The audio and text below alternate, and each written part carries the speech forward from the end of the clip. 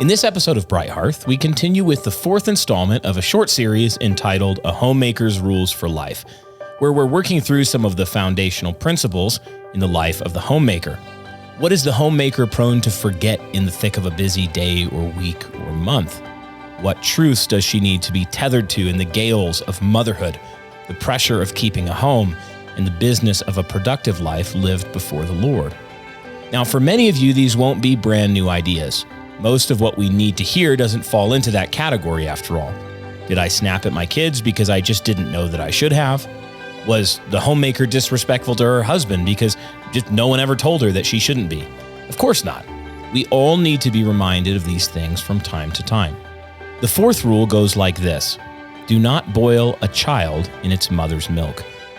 This may sound out of place, possibly even very strange to your ear. What on earth does that mean, and what does it have to do with homemaking? Fully 3 times in the Old Testament, Israel is commanded not to boil a young goat in its mother's milk. Exodus 23:19, Exodus 34:26, and Deuteronomy 14:21. What is this strange command all about, and why does God give it so clearly and repeatedly to his holy nation? As with many parts of God's word, which can at first be difficult to understand and even somewhat opaque to our ears, once you understand the surrounding context, you find that this law is not only essential to the holiness of God's holy nation in the Old Testament, but that it also contains a principle with broad application to us today. The law works on several levels. First, the law forbids a practice that Israel's pagan neighbors regularly engaged in, a fertility ritual performed in worship of their demon gods. Several Ugaritic texts preserved from the ancient Canaanites, mentioned cooking a young goat in milk as part of a spiritual rite meant to invoke the blessing of their gods on their crops, animals, and even their own fertility. The logic is twisted, but you can follow it. If we offer to the gods something deeply connected to fertility, a baby animal boiled in the very substance meant to nurture and grow it, maybe the gods will give us blessing and return to us increase in the fertility of our whole economy. And so the law of God forbade the Israelites from trying to manipulate God with such pagan rituals. But second, this particular law gets at something even deeper. Part of the holiness of the people of God, which is to say, part of our bearing of God's image, being like him, is to understand and respect the glory and beauty of life as he has woven it into creation. Several laws in the Old Testament forbid cruelty or disrespect for the life and rhythms of God's world. God's people weren't to take a mother bird with her young, Deuteronomy 22:6 and 7. They weren't to muzzle an ox as it treads out the grain, Deuteronomy 25:4. They weren't to slaughter a cow and its calf on the same day, Leviticus 22:28. These laws generally function to teach Israel to notice the beauty and rhythms of life that God had created. Now, taking these together, a principle emerges. God opposes the perversion of the natural order he created. Yes, man is to govern and rule and shape and tend and garden and build. Yes, he is to govern nature as God's vicegerent. But man is to do this with the grain of the many and varied sermons that God wove into his world, things that preach about his own character and goodness. So back to the law forbidding boiling a kid in its mother's milk. Man is not free to take what was created to be a sign of life, the birth of a baby animal, and the milk created to sustain and nurture it, and twist it into a tool of death and darkness. This law is deep, it's creational, it's moral, and it is symbolic. It shapes us and presses us into the image of our God, who gives life and nurtures it. What does this law have to do with the glorious work of homemaking? How can the homemaker go wrong in this regard, twisting what was intended to nurture and give life into a sign of death and misery? There's much here to discuss. So in this episode of Bright Hearth, we'll show how this rule of homemaking works out practically in 3 areas: parenting, marriage, and then homemaking in general.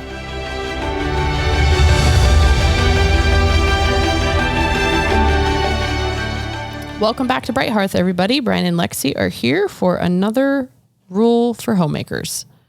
I just have one question for you, Lexy, as we get into this episode. How is your hand doing? It's fine. Why did you bring that up? Nobody knows about that.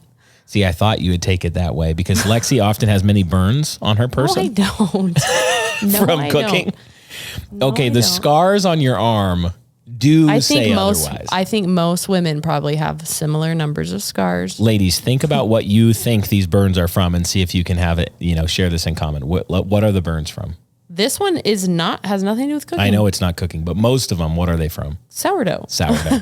Because there's this insane moment in the life cycle of the sourdough loaf where you have to like reach into a 500-degree oven and remove the lid. Yeah. Or put a lid on. And there's always like 3 people behind me and I don't want to pull the door down all the way. Yeah. And I try to get the top off and then I always hit my arm on the top of the oven. The top of your forearm. Yep. It typically has at least one burn in some phase of healing. People probably assume that I'm like torturing with cigarette butts or something. Yeah, well, this one was like my new curling iron that was really hot. But I think it was actually because it was gross. It got infected. Hanger, I scraped it on a hanger at TJ Maxx, and I think that did it. You got some of that pretty gross. TJ Maxx infection. Yeah, I kind of feel pretty gross about TJ Maxx. Yeah, that's pretty gross. It's like a staph infection on her hand. Gross. Yeah, the worst burn I ever got in my life, did you know this, is from a curling iron. From not your me using it, curling iron. but my sister was curling her hair, and her bathroom was like in the hallway of her house in Layton, and I was walking past, and it was like poking out of the room a little bit, and it got my hand somehow in the course of passing. Yeah, it was like a big burn on my hand. Way hotter than I thought. Those things are flipping molten iron. Mm-hmm. They're so hot. So anyway, the reason I was asking about your hand though actually had nothing to do with the burn. Oh. It had to do with your carpal tunnel from signing all of the copies of your book. That was fine, actually. You didn't. That was fine. Have any wrist It felt pain? bruised. My finger felt bruised afterwards. Your finger? Well, I don't know. Do you have a callus here, or is it just because I write everything by hand and I don't type You write more by things? hand and I type more. Okay, so because the gals were asking me that, they're like, "Did it hurt?" I said, I'm such an analog person that I have like a permanent callus from writing. You've been training. So I don't. Yeah, that's what I felt like. You've been training. I've been training for this my whole life. Oh, so Not good. really. Well, thank you to everybody who pre-ordered the book. We, as this episode comes out, which sorry it's late. It's actually late because of the book signing. We had so much in the last 2 weeks that we were out of the house in the evenings a ton. And you were out of town. And I was out of town the night we usually record. And in the days leading up to it, Lexi was signing books the day before. And then actually even when I was gone. But thank you to everybody that pre-ordered. Your copy should be in the mail by most of them have shipped, but if all of the pre-orders, the last ones go out the door today, according to our director of fulfillment, Benjamin, and they'll be in the mail to you within a couple days, Lord willing. And then everybody else, the book is up. It's shipping now. So we're shipping every day. It'll get there quick, free shipping in the US. And you can get that at newchristendompress.com/wisdom. We'll put a link in the description, and we will be, of course, talking more about the book and some of the contents in it later. Didn't want to interrupt this series that we're doing that I think is important and really helpful. But yeah, thank you. We've had, just thousands of you guys step up, pre-order the book. That was super helpful, and we just hope that it's an encouragement to you and a help. Yeah, I think it'll be good. And I love the way it turned out. Yeah, it's really pretty. It's beautiful. I just posted on Instagram and our Instagram and Twitter and stuff, some pictures that Evan took of it. Some new pictures. Did a great job. And they were super, super cool. It's got the gold foil. It's like a premium hard cover. So get a couple copies. I think it'd be a good one to work together with ladies in church and talk about, and all sorts of helpful stuff in there on communication. Also, Evan's single if anyone's interested. Oh, yeah. We should probably mention that. Our guy, Evan. Actually, I think this is hilarious. Evan is actually going to edit this episode. So Evan's single, everyone. He might edit it out, but don't do it, Evan. Don't do it. Great guy. Evan and Martin were great to work with. Works for New Christendom Press. They were great. Martin's married, but Evan and Benjamin, our shipping fulfillment guy, is married. But Evan is available, not for pre-order, but send us an email. We'll if you're worthy, we'll connect you. There you go.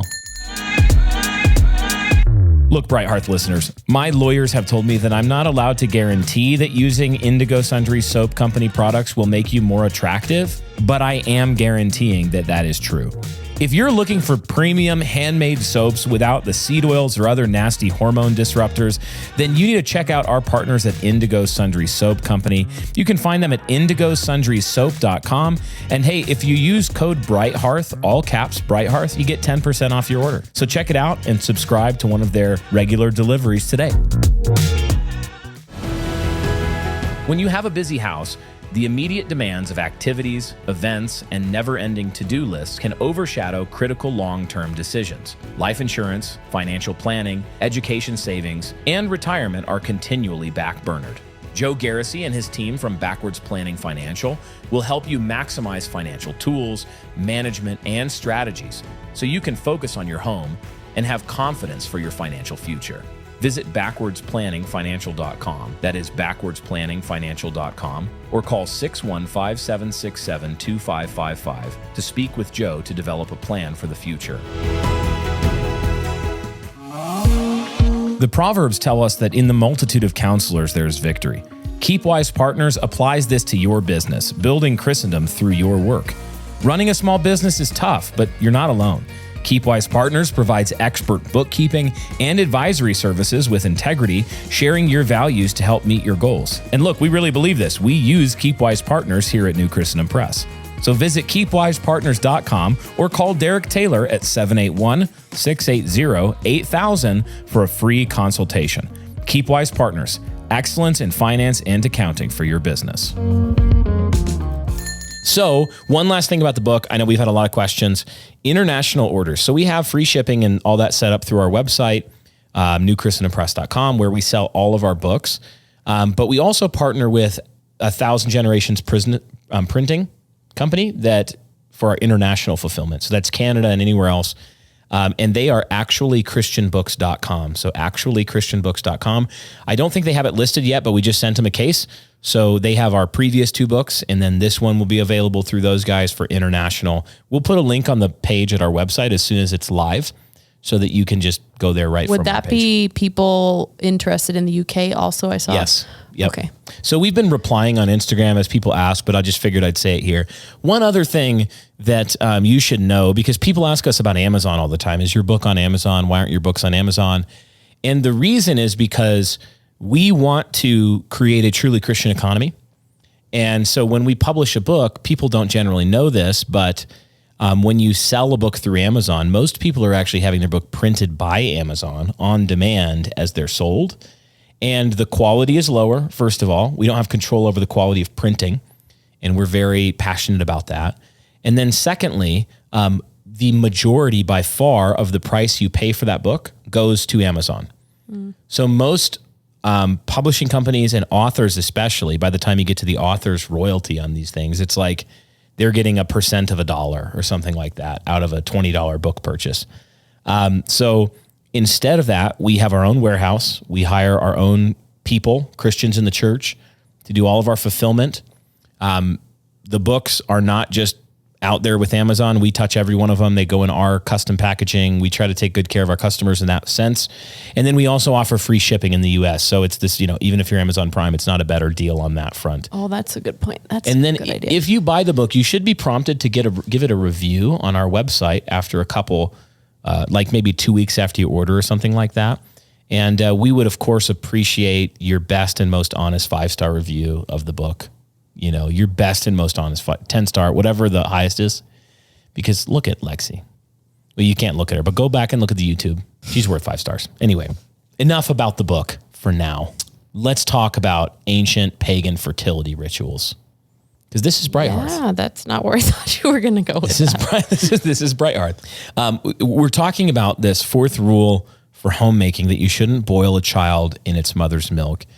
And just in case you didn't connect the dots there in the cold open, the law that's repeated 3 times against boiling literally a young goat in its mother's milk, is forbidding an ancient fertility practice of the Canaanites, but it's also revealing a broader principle, a deeper principle, that we shouldn't take something that God created as an instrument of life and nurturing and turn it into an instrument of death. This is a principle, actually, I first ran across it in a Douglas Wilson article about the Sabbath. And he was talking about how this I thought it was a great example. I'll repeat it here in case you're not understanding that yet, that the Sabbath was given for man, not man for the Sabbath, as Jesus teaches. And so this law in the Old Testament is teaching a similar thing, that we can take the Sabbath and we could turn it into a thing that we beat all of our kids over the head with. Like, kids, it's the Lord's Day, no smiling. And even some of the like Little House on the Prairie Sabbath practices, they always struck me as that. They were like, they were supposed to sit still all day and be completely like silent and no laughing and no like talking and no, they were just supposed to sit still and basically think about the Bible for the entire Lord's Day. And now we should observe the Lord's Day, the Christian Sabbath, and set aside a time for worship and rest. But our children should be learning in that time the glory and the joy and the peace and the blessing of the Sabbath. So we could take it and we could turn it into this thing where it's like, kids, it's church day. It's the worst day of the week. Get ready to be miserable. And instead, we should be teaching our children, of course, to participate in church and not disrupt, but to love gathering with the saints and singing the psalms and the hymns and having your Lord's Day lunch together. And Lexi, you've done several things to make the Lord's Day really enjoyable for everybody. Most recently, even, what's the thing with Ari?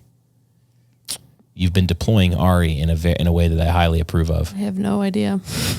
Baking? Oh yeah. Ari he's taken over most Sabbath dessert baking for me. So the day before. That sort of happened naturally, I guess. Yeah. So I'm not cooking a big meal and wanting to cook dessert and yeah. So the day before, like I think, wasn't it on? He usually does it on Sundays. We'll start cooking as soon as we get home from church. Like we have a really easy lunch, either leftovers or crackers and salami or something. So before we sit down to eat lunch, we just try to knock out as much cooking as we can as soon as we get home. So for him, that's like yesterday, it was a lemon ricotta cake while I made. It was really good. Chicken piccata. Yeah.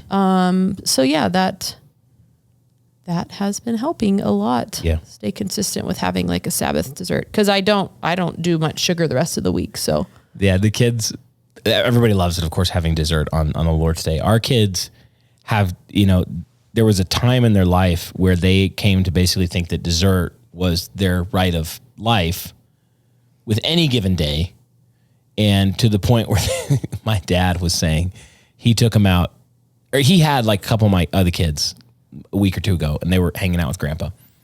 And Cyril or something, he's like 5, was saying, well, Grandpa, what's dessert? What do you got for dessert?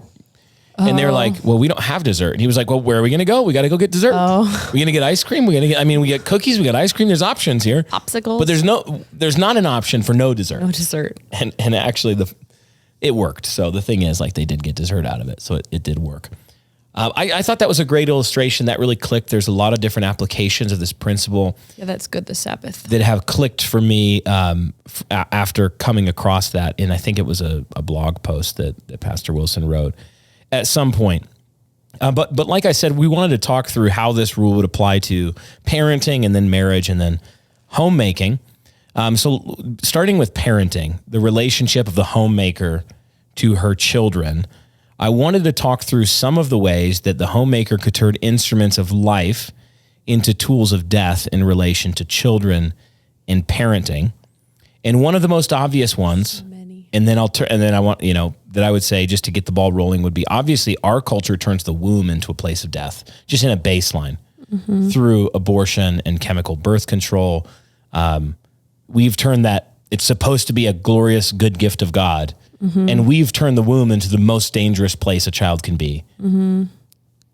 Yeah. It's more dangerous than any other thing is to be an unborn baby in our nation, because we've turned it into a place of death. So what are your thoughts, any in parenting or with children that come to mind, ways that the homemaker can be tempted to do this?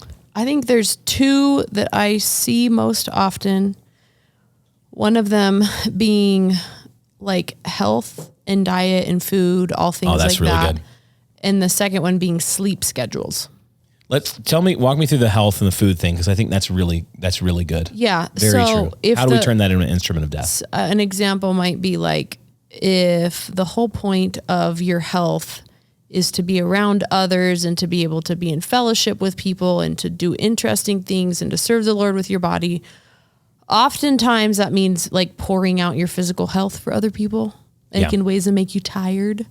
So true. That might violate some of your, crunchier rules that you put in place for yourself or for your kids even. Like, is your child able to enjoy with Thanksgiving that piece of red dye candy that grandma gave them. Yeah. She never sees them except once or twice a year. And she brought them special candy from, the dollar store up the street from her house. Are you going to fuss about it or not? Yeah. Because like the gift of a grandmother is an instrument of life. Correct. Even if the thing that was the object of it was not up to your standard. Correct. And yeah, there's a different type of like health and protection that comes from that. Yeah. I've seen people, it's such a good point because health is obviously, it's an instrument of life, health and food. And I've seen people go as extreme as to begin to Pharisee their way around the church saying things like, if you use dish soap, you are a murderer. And I'm not exaggerating. No, we're not exaggerating. Because dish soap has this chemical and it's known to cause cancer. So you're murdering your family if you use dish soap. And it's like, wait a second. Health is supposed to be a tool of life. And basically what you've just done is you've cast everybody into a ditch of anxiety and hyper-scrupulosity. Yeah. And now they're all terrified. And everybody is wondering if they're a murderer. Yeah, I mean, I think too, like a mother's ideals often I'm not saying like you're bound to do this. I think it's something you should be aware of as a young mother with eyes wide open, is your ideals can kind of isolate you. Yeah. Be it like sleep training, we can talk about that a little bit more, be it like your cleanliness level that you want to be able to maintain so you never leave the house, or you just don't ever want to get sick because you're worried about that. So you won't ever go outside in the winter time, or you won't go outside in the summertime because it's too dirty out there. Or you won't go to church because some family's sick there. Or yeah. So we can, these things that like, well, what's the point of your life then? Yeah. You're trying to preserve your health, but what is your health for? Yes. It's for something. It's for being spent. It's for holding with open hands. So if you're a person that's like that, you should probably go read Death by Living. Yeah. Because I was a person like that. And that book helped me a lot. What about sleep training? So you talked about sleep training is supposed to be a tool, and we believe in it, by the way. It's supposed to be a tool of life, and it really is when you do it well. Yeah. But how can it be, what is it? Why is it good? And then how can it be twisted into a tool of death? Okay. There's two ends of the spectrum. There's the end of the spectrum where mom and dad won't sleep train the child. Because for the sake of life, for the sake of I want to do all the things. But really, the child ends up, when they are home, bossing the parents around. Because they're emotional and tired. Yeah. So maybe just suck it up for a few weeks and get them on a better schedule. And then you can apply the other end of the spectrum, which would be like never wanting to, like, you're always the first one to leave a party. It's 6:30 and little so-and-so has to be in his PJs by 7, even though, all of his cousins are in town for the weekend. Yeah. Or you just avoid going anywhere. So there's no flexibility in the sleep training. The people become for the sleep training, not the sleep training for the people. Yeah. And the healthy middle ground would be like, hey, could we miss a nap once or twice? And I'm thinking about babies, because toddlers, it really is hard to miss multiple naps a week. But like Penelope right now, if I never left the house, she sleeps most of the day still. Yep. I could never leave the house. That would drive me insane. I could not do that. Yep. And so I've kind of picked like, okay, the priority is afternoon naps. So in the morning, if we go to the splash pad or we go hang out at a friend's house, she can nap easily on a blanket for a little bit. If she doesn't, it's not a big deal. I know she's going to have a nap later. But I just know people that just refuse to do that. And again, it's another like high ideal that is going to isolate you, because then the rub comes against, well, what happens when real people are involved? Yeah, that's really good. I wouldn't have thought of sleep training, which just shows like you're in the trenches of homemaking. So there's aspects of this that I really immediately go, oh yeah, there's that. But then there's ones that I'm like, this is the world of a mom. And I think the one, like, cause you could kind of apply the other, like the lack of sleep training that I talked about first, you could apply that to a lot of things. Like, I don't want to sleep train the child because it's kind of sad for them, Well, you could do the same thing with, it's hard for me to eat dinner because I might have to put them down for a second while they cry. So I'll become a martyr about that. Yep. Or I can't actually ever shower because I don't want the baby to cry. Then you become a martyr about that. Mm-hmm. And so this is one area for the moms to realize we can do hard things as moms. Mm-hmm. And in some seasons of life, it is tricky to figure out how to get dinner in your mouth or 3 meals a day in your mouth or to get showered and get some makeup on, Especially with a good attitude. Yeah. So those things are supposed to be instruments of life to yourself, to your children, to those in your home. So if it's getting to a point where you're being grumpy about it, you don't want to be around people are the inconvenience themselves. Yeah. That's where you're violating this principle. With parenting too, I think about something like education, where education is a gift of life that we give to our children. It's a subset of discipleship. It's one of the duties of Christian parenting is to provide a Christian education for our children.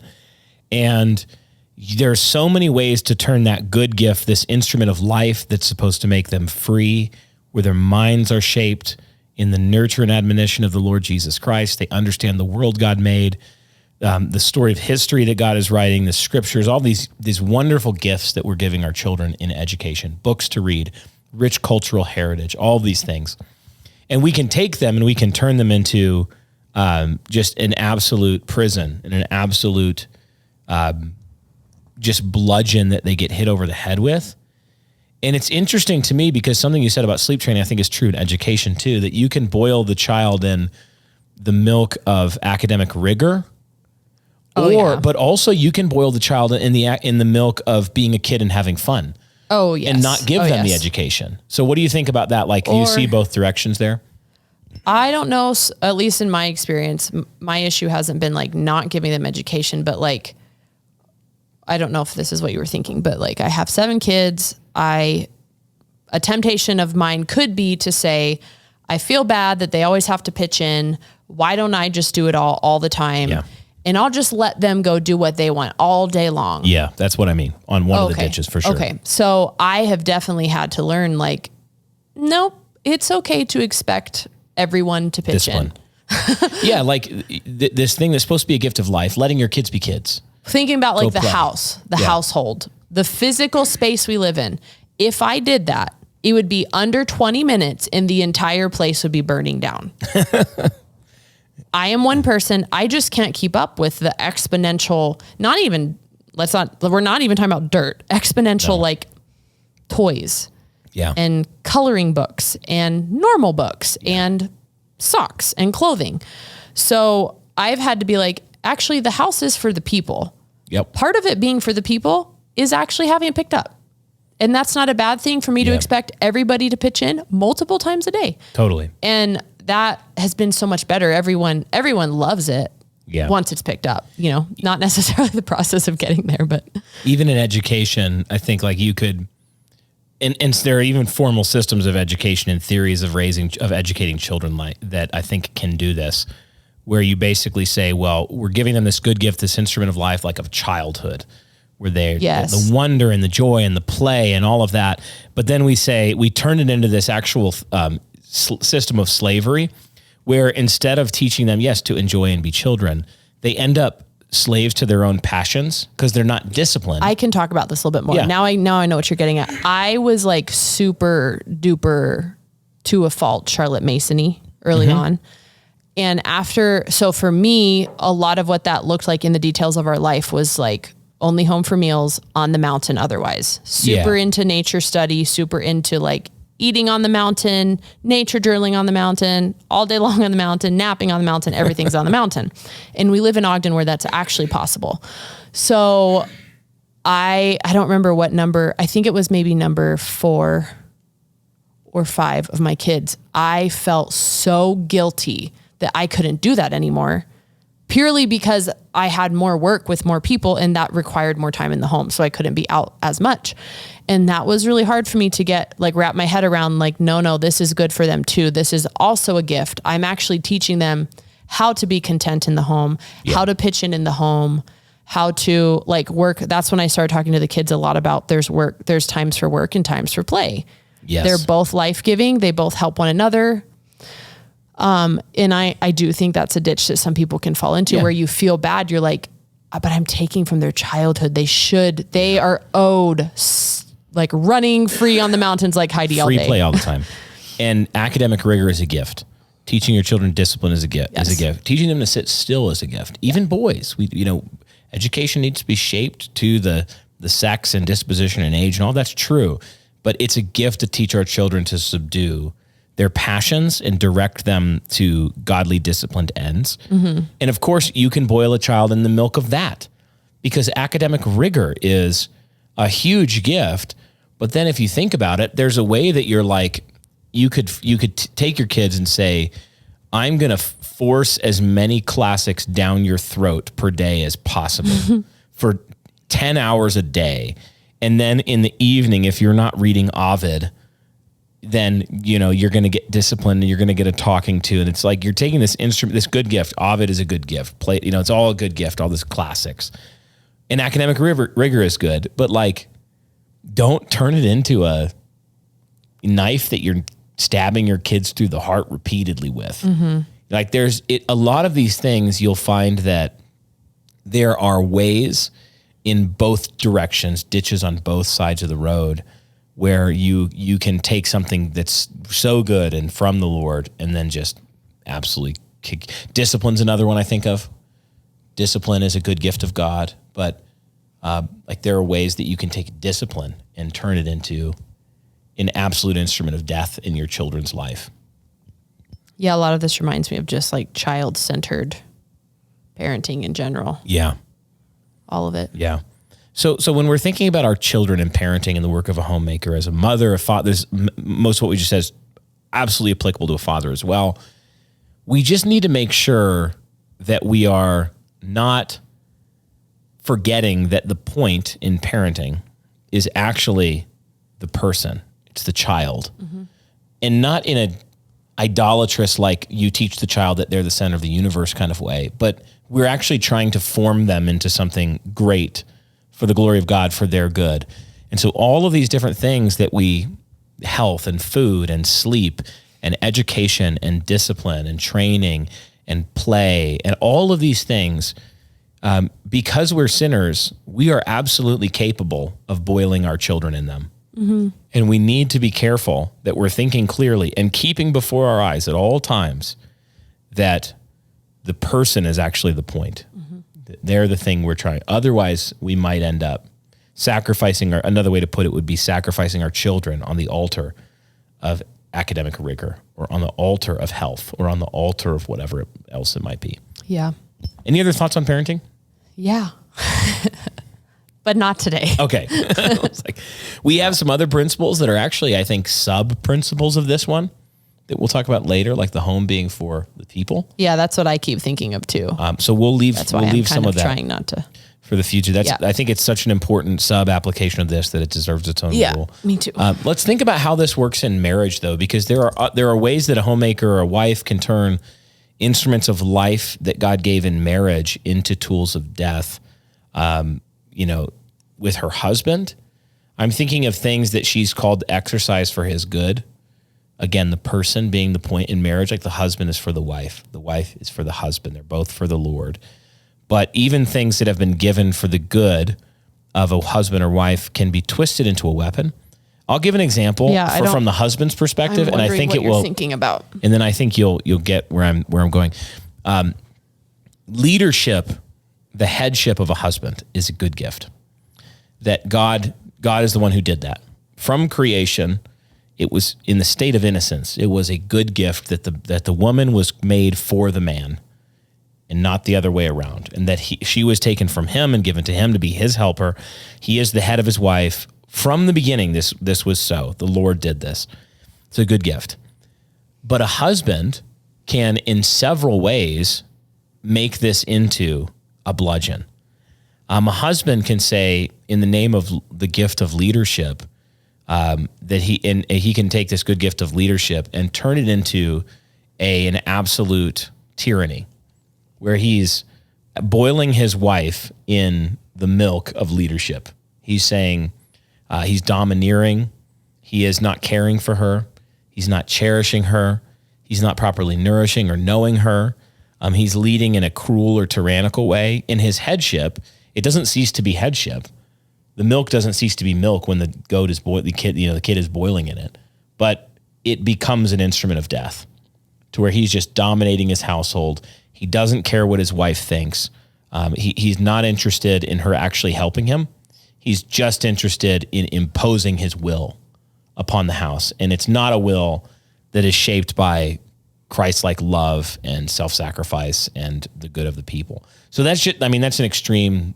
I'm really painting in like a lot of black and white there, but that's an example of how a husband's good gift of leadership can be twisted into a weapon.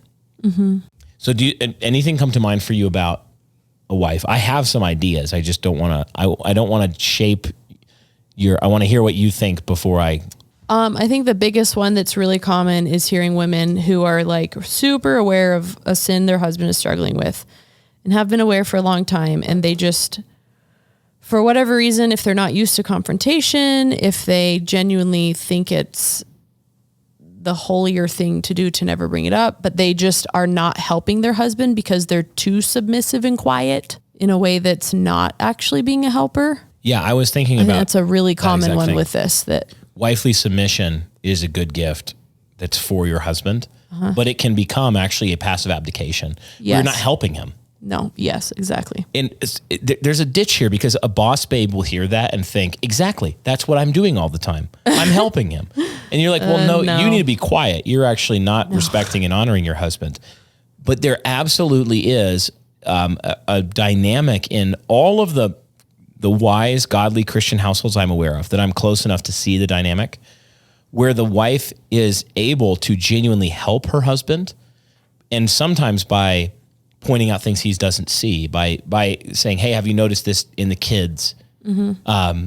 One of the kids is struggling with this thing. And some men would be I think, what's the word? Annoyed? Yeah, annoyed by that, or like you're subverting me. And that's foolish. Mm-hmm. She's your helper. Mm-hmm. Like, do you respect your wife? Do you want, she's been given to do you good. Wives, you know your husband would fight for your family without hesitation, but every knight needs armor. And in today's world, that means ballistic protection made for the modern defender. Armored Republic makes real armor for real men, law-abiding citizens, fathers, husbands, protectors. Visit armoredrepublic.com. That's armoredrepublic.com, or text JOIN, all caps JOIN, to 88027 and help your husband stand strong. Hey there, friends. Let me tell you about Gray Toad Tallow. They're a family-owned small business passionate about creating skincare products that nourish your skin with pure, wholesome ingredients. For centuries, tallow has been valued for its moisturizing and healing properties, and Gray Toad Tallow is dedicated to sharing these benefits with your family. They strive to keep their products affordable and accessible, aiming to be a blessing to you and your family. Visit graytoadtallow.com to learn more and try a balm sample pack. And don't forget to use code BRIGHT15, that's all caps, BRIGHT15, for 15% off your order. Thanks for supporting this great small business. Ready to feel like yourself again? Rebecca Belch, founder of Live Oak Integrative Health, is a board-certified functional medicine provider helping women and families achieve lasting generational health. Using advanced testing and personalized care, she uncovers the root causes and builds sustainable plans for every stage of life. And Bright Hearth listeners can get $50 off any of 3 packages. So head to liveoakintegrativehealth.com to schedule your free call and make sure you tell her that Bright Hearth sent you for $50 off one of 3 packages. Looking for the gift to last 1,000 generations? Check out Rooted Pines Homestead, where they work together as a family economy to create natural wooden toys and herbal remedies. Coated with natural, whole ingredients, their toys are safe enough for the mouth of babes. Visit rootedpineshomestead.com and use code BRIGHT10, that's all caps, BRIGHT10 at checkout for 10% off your order. Link in the show notes below. Another one that comes to mind for me is words. Words are a tool of life. Oh, yeah, that's a good one. And yet they're easily twisted into weapons of death in a relationship of a wife to her husband. Yeah, that's a really good one. Because it's easier, it's like our natural sin-based level instinct to use them destructively. So it's a lot harder to use them positively.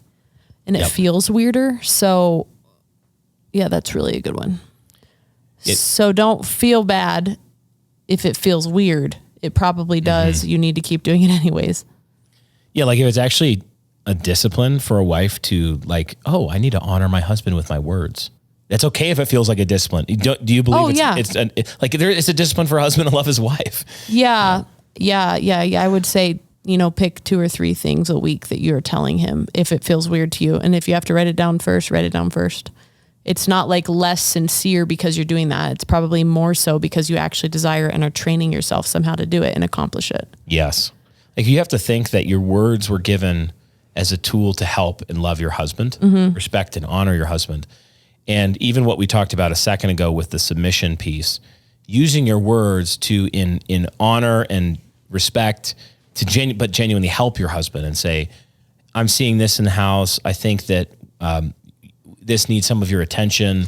Yeah. There's this problem I'm seeing in the appropriate context. And your book goes into this a lot. Yeah, I was going to say that. Communication, both the what not to say and the what to say parts of that, because there's both. Yes, there is both. Some women need to be quieter and some women need to talk more.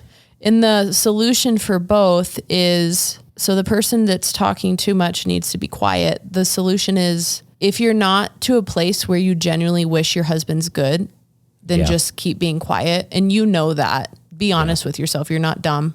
You know that. Yeah. So be quiet until you can get to that point. But also if you just are fearful and not strong enough to open your mouth positively because it's too awkward, you don't want to put yourself out there, shy or whatever, you have to understand that's also withholding. Like that's sinful. You owe your husband certain things, and one of them is honorable language towards him.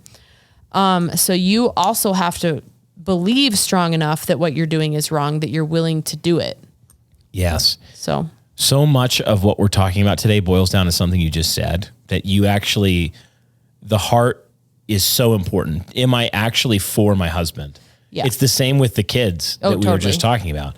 Am I disciplining my child because I hate how they're like, I absolutely hate them right now. I'm angry with them right now. I'm so frustrated with them that I wish they would just shut up. I wish they would just go away. I wish that, like, we know our hearts are sinful. Yeah. All of us have moments where the flesh responds to some inconvenience or some like difficulty of parenting. And we say, and we use words or discipline or whatever sinfully.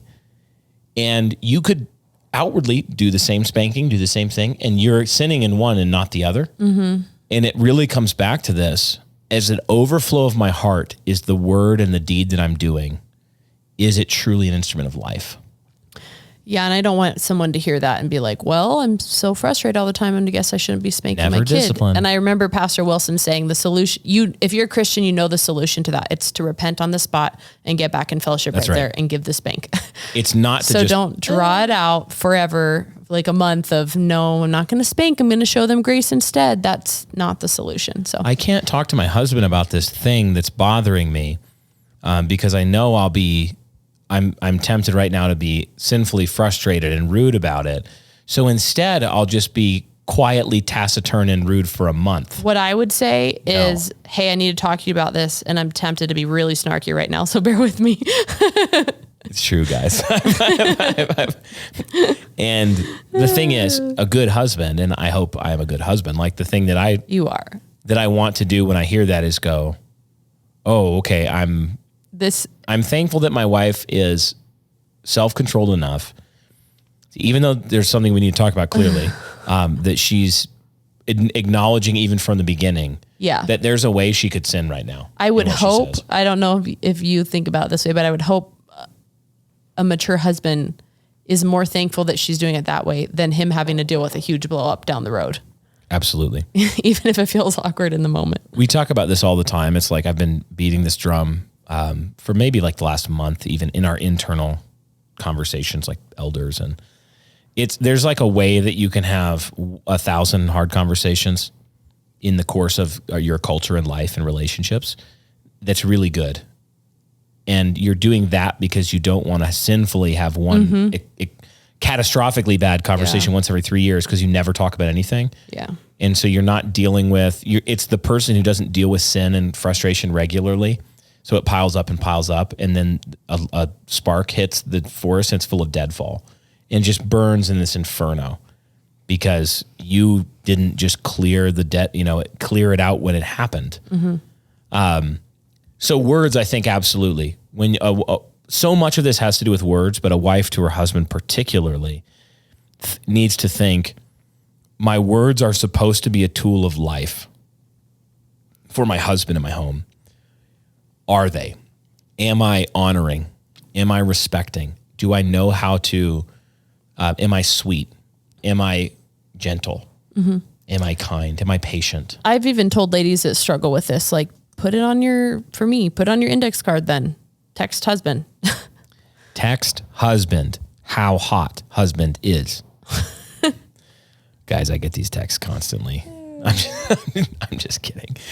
Men, when we think about like this is actually probably interesting for women to think through, but if a man was like thinking about, oh, my wife is listening to an episode of Bright Hearth about how to honor her husband with her words, and he's like, man, yeah, I really wish my wife would get even better at that, and the types of things that he thinks like those would look like are, wow, you're so hot today. Let's have sex. Oh, wow. Like every single one of them relates to. It's really not that hard, ladies. But also there's other things. I mean, like, thank you for working hard. Thank you for taking care of us. Thank you. The whole gamut.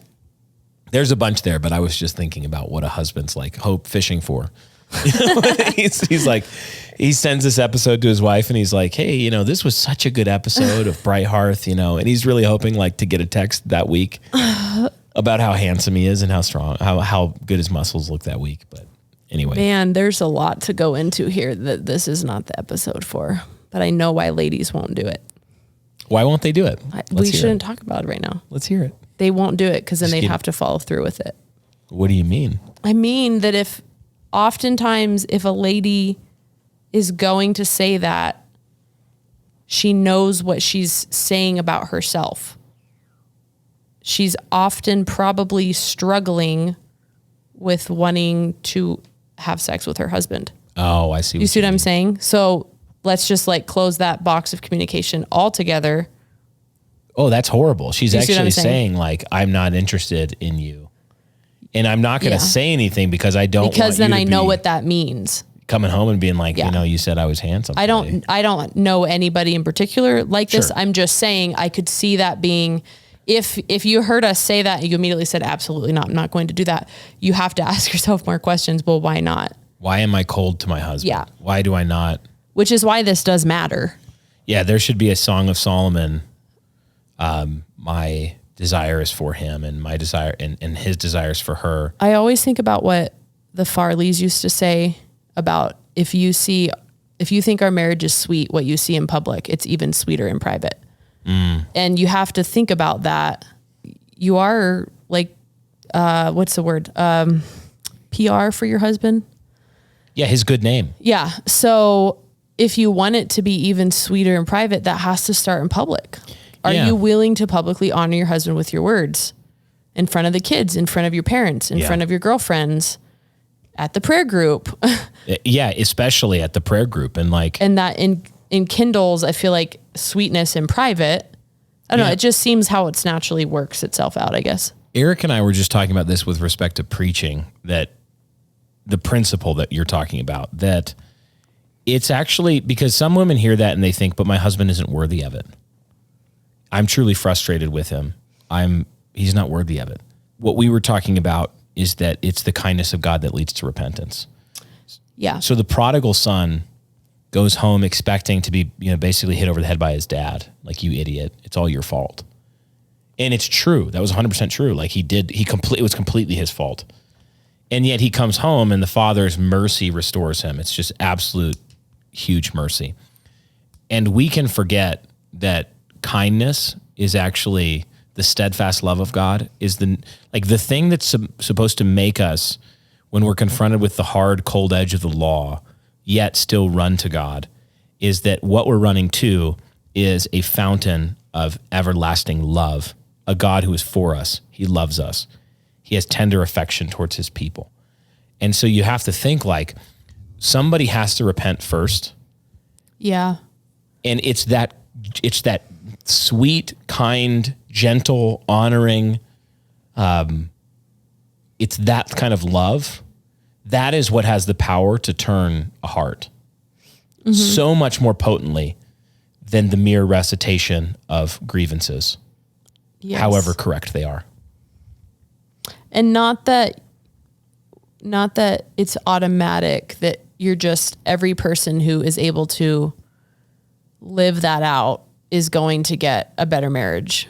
Yeah. But I do think by and large, it is a principle that God works by. Yeah. And you can be the one that goes first and then they don't follow. Yes. But we've seen that. Yeah, absolutely. And the point is you will still have more joy having done that. Yes. There you go. Good job. There you go. Yeah. That is the point. You will still have more joy. You'll have a clean conscience. Yep. And I think we forget how much of a gift integrity is that we give to ourselves when we obey. Absolutely. That's very true. And it's exactly what we're talking about. Yeah. So I think what we're getting at here, circling back, I even had this written down, like tools of life from a wife to her husband: affection, honor, sexual intimacy. Do you use sex as a bargaining chip? Do you use affection as a tool of manipulation? Do you use emotions as a bludgeon? Are you trying to constantly seize what you want by making people miserable with your emotions until they do what you want? Or are you going first in kindness, gentleness, sweetness, honor, respect? And it's hard. It's always hard to do these things, especially first. It's always hard to do them first.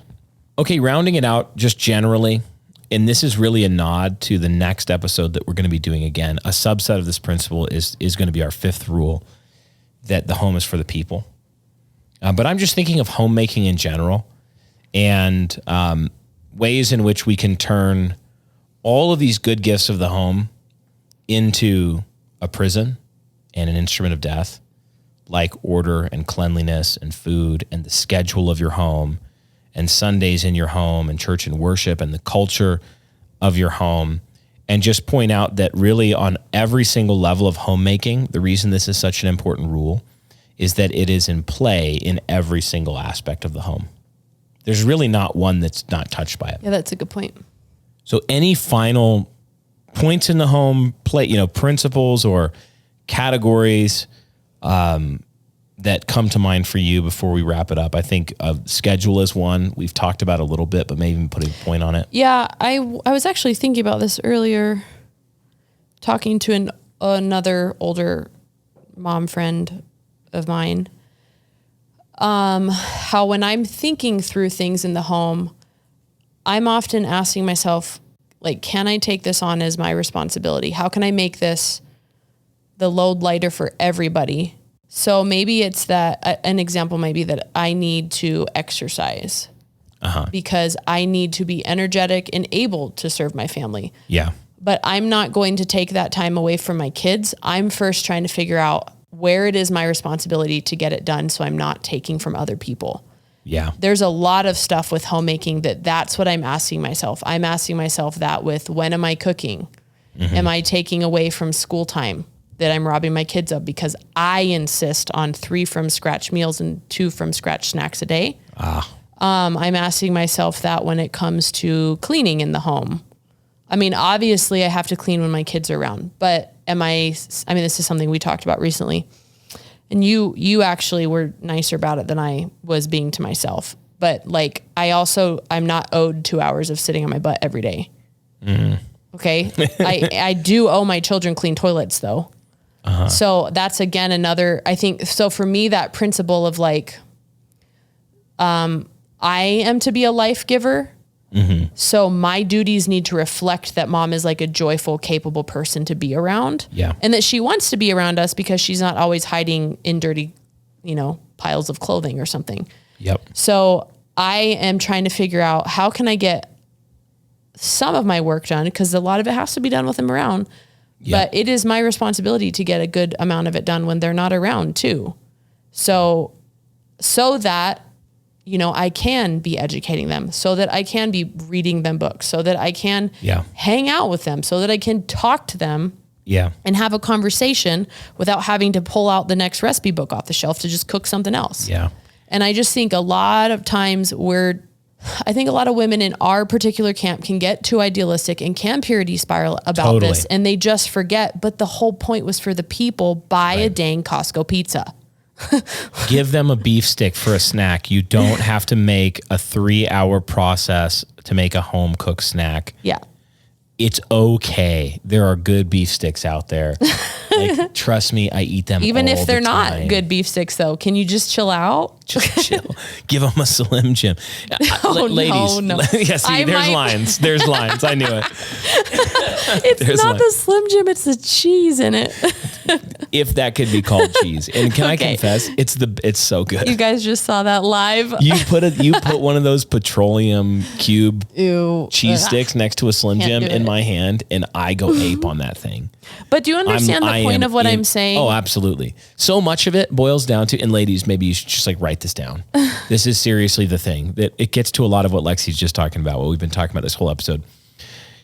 Are you cheerful and pleasant to be around no matter what you're doing?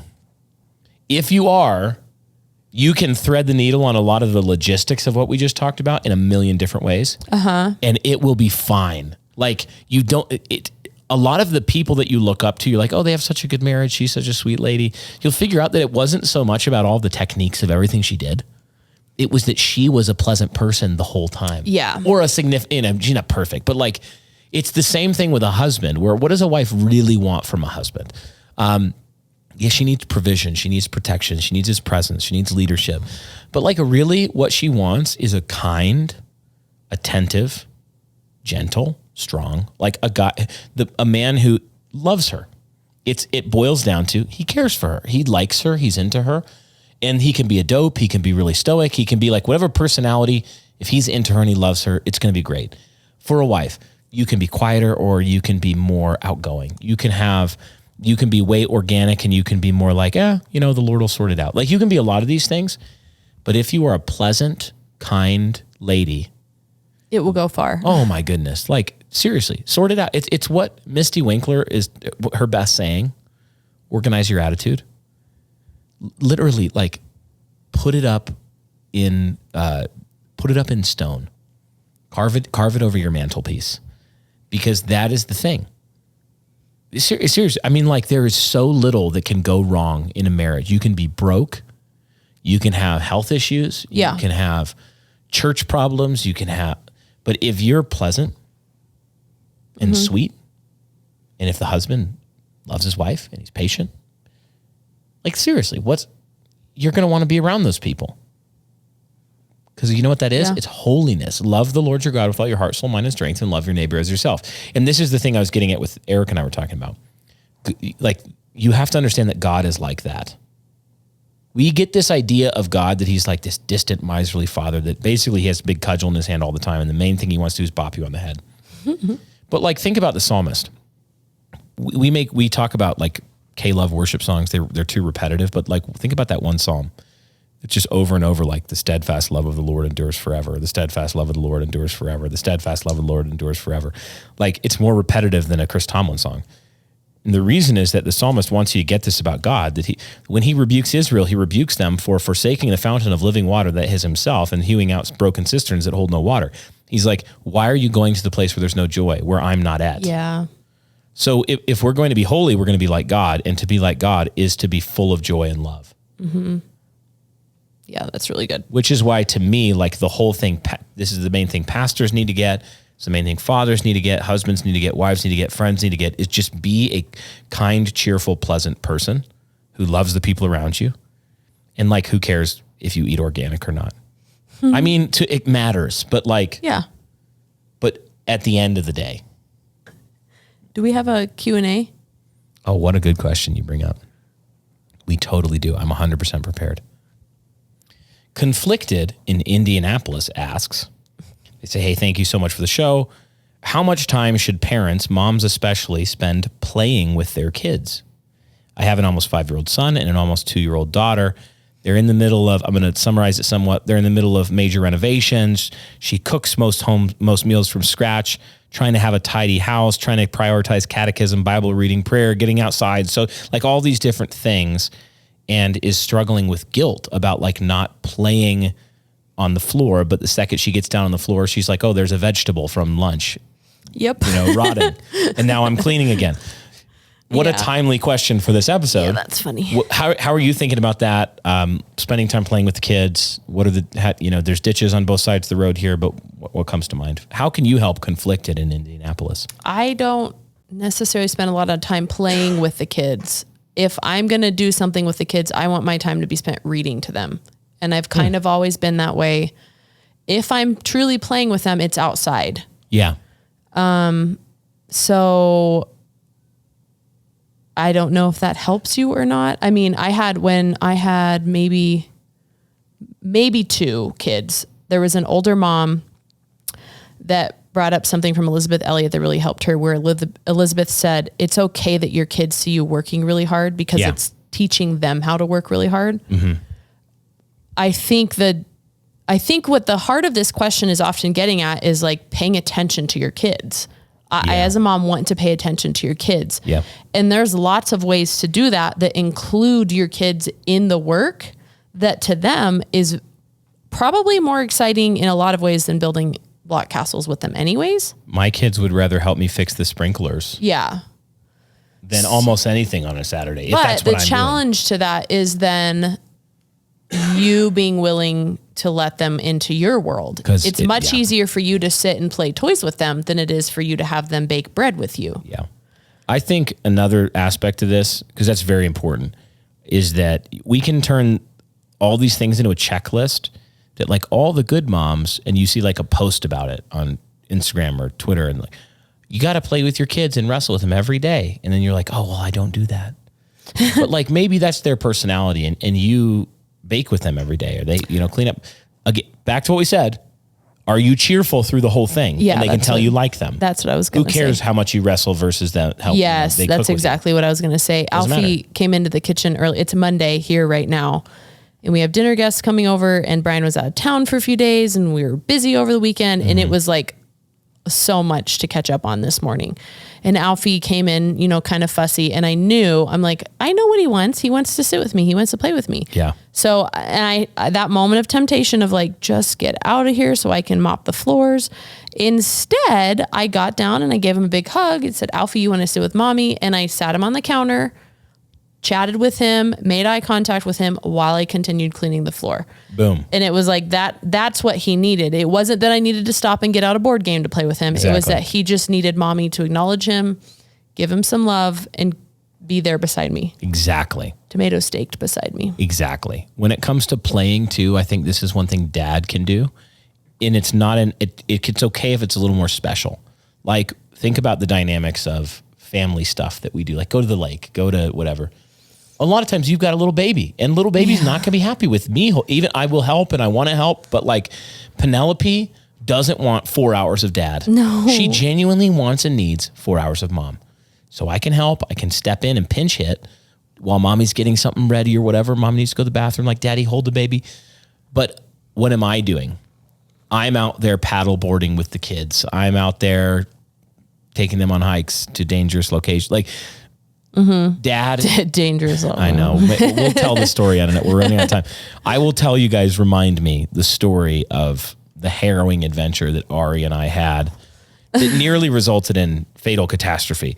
But I think that's a dad's role too. Like, my dad, I remember growing up, like my mom, I don't remember playing with my mom that much. My mom was sweet, pleasant, like around, like all that. Well, but like we go play catch with my dad a lot or something. But like even as an adult, it's like, but you still want your mom around because you like being around your mom. She's my mom. Like she's different. And my dad is different. My dad. The other thing still to this day, I go hang out. Like we go mountain biking or something with my dad, I was kind of talking to Ari about this today because I just got to a point in the morning where I was just laying flat on the ground because I was tired and my back hurt. And he's like, what's wrong? Did you not sleep well? I'm like, I think it's just Monday. Yeah. And he was like, yeah, you're right, Mom. We do have a lot of work to catch up on because we were playing all weekend. And it again goes back to that. Maybe don't look at this as, did I play with them today? but what is my weekly rhythm like? Yep. Do we have weekly rhythms where this night we always go for a walk as a family? Yeah. Or this night we always play a board game or watch a movie together as a family? Or this day we rest as a family? Yeah. Because that is a different situation and is more like the natural rhythm of a family. Exactly. Than, okay, I got my 5 minutes today. Although I have 7 children. I do understand needing to also prioritize talking to them individually. But I think that can also really help of like, okay, maybe Monday through Wednesday, I don't get to play with them as much, but the whole rest of the week, I do have more flex in my schedule. That's kind of how my week is. So yeah, there you go. Yeah, I think that's exactly right. Think of prioritizing your attitude, not killing yourself to make sure you have every day is the perfect platonic ideal of the day. Think about the week. Think about the team of mom and dad working together. And then also it's important, like, don't begrudge your husband when he goes and plays with the kids. Because there's a way that a mom could absolutely be like, oh, I was thinking about it on Saturday when we were at the lake. It was like, I'm out there. And I was literally thinking about this, that, you're over there with the baby. And I'm like, okay, kids, I'm going to take you out on the paddleboard. I'm going to paddle you out into the middle, and we're playing around in the water. And I know it. I know it's a temptation, I'm sure, for some ladies to be like, oh, there goes daddy. There goes my husband again, getting to have all the fun with the kids. And I'm over here with the baby, or I'm over here getting lunch ready. You have to be a team. Yeah. You have to be for each other. No. Yeah, totally.